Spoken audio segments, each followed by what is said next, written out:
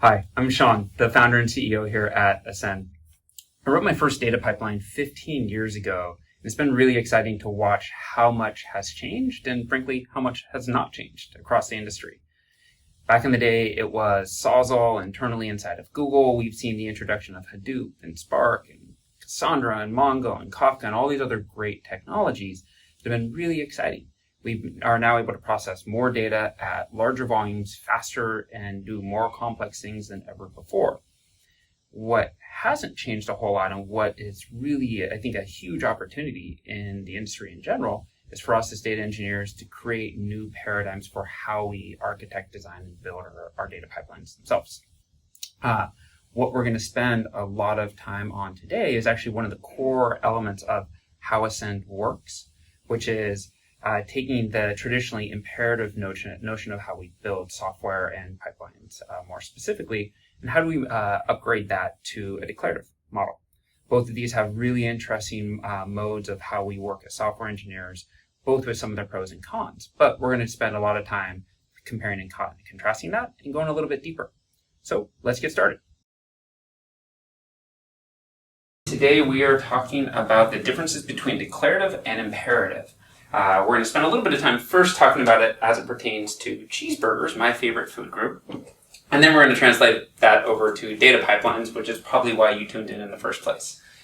So when we first think about the notion of declarative and imperative engineering, it really comes down to two fundamental approaches. Declarative engineering focuses on the what, describing the expected end state, and really the steps around how you arrive at that state from an existing state is really the responsibility of an underlying control system. When we think about imperative engineering, the responsibility of the developer is that of describing and defining the steps that take you to that expected end state. And so what you'll find, and we'll spend a little bit more time talking about in a second, is the fundamental differences of describing the what versus the how. So let's walk through a simple example first. Let's talk cheeseburgers. I am craving a cheeseburger, so probably going to have one tonight. And there's two approaches to trying to get that cheeseburger. Let's talk about the imperative one first. When I think about how to get a cheeseburger step by step, it's like shopping for a cheeseburger and then figuring out how to cook it and going through all those various steps. First one would, of course, be something like drive to the store, which has a whole host of steps there. We're not going to go through all of those, but first things first, I got to go get some ingredients.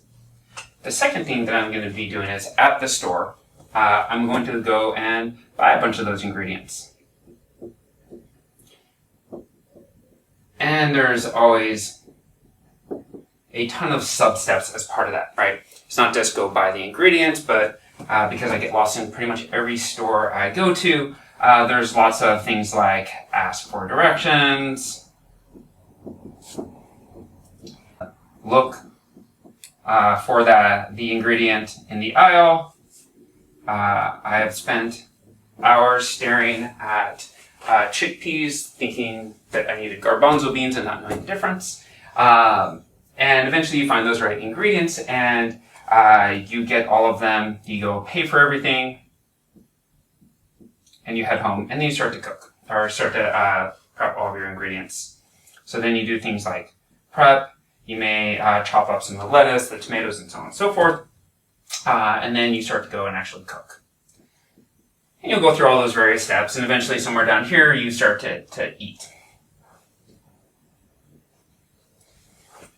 When we contrast that to a declarative approach,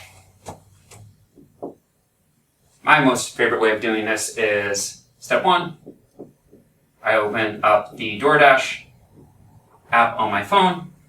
Step two, I order my bacon cheeseburger. And step three, I wait. Step four, I eat.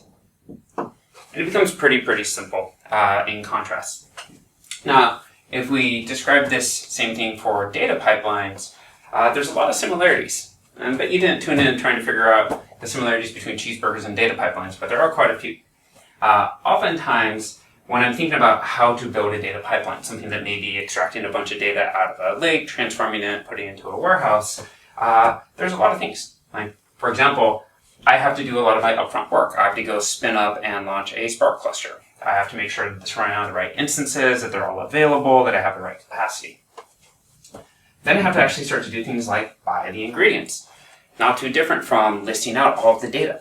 Inside of my data lake, figuring out how many files there are, which ones I may have already read, which ones are new, checking, do I already have the tomatoes at home or not. Eventually then starting to do things like prep. Prepping is not too different from analyzing all of my data sources, figuring out which of those files I should load up, are they of the right format, and do I need to convert them? And eventually then, when I'm cooking, same thing as processing that data, right? I'm doing a lot of detailed operations on that data. I'm figuring out, do I have the right tuning parameters? Do I have the right temperature in the oven? Is no different than, do I have the right JVM settings? And only then at the very end do I get to eat, which would be not too dissimilar from, did I write the right stuff into my data warehouse? On the declarative side, it's much simpler. Usually declarative, it comes through YAML definitions, SQL queries, snippets of code. But in a pipeline world, I would simply say, here is my data. It comes from here, it conforms to these specs, but I don't have to do anything like tell it to launch a cluster. I don't have to tell it to spin up X number of drivers or executors or nodes. It just simply takes care of it for me. And in fact, all I really have to do is say, here's my data, here's the transform I want, maybe a couple of SQL queries, maybe some Python snippets, and I can just wait and let the system itself figure out what has to be done, and it will do it for me and make sure that my data ends up in the right spot. All right, so we just walked through a couple of examples of imperative and declarative engineering approaches to first cheeseburgers and then pipelines. But let's take a little bit of a step back and just look at the pros and cons to each one of these approaches.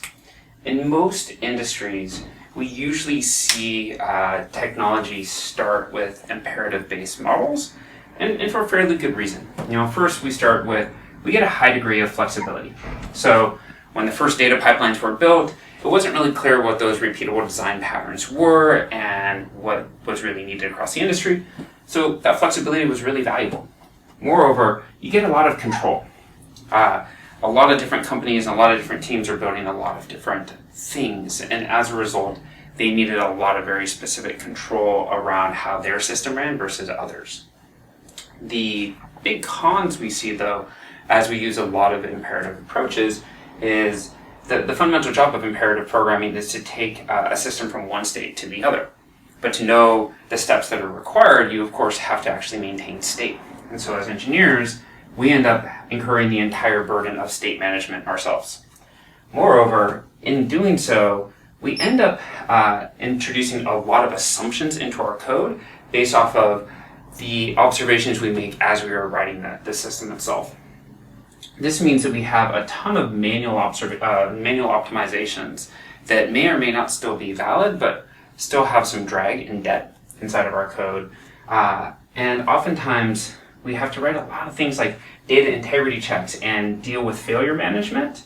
And these become hard at scale because every time the system changes, every time there's a new nature of operation, we end up having to go back and retrofit a lot of the things that we built already to be able to properly deal with that in category of error or check.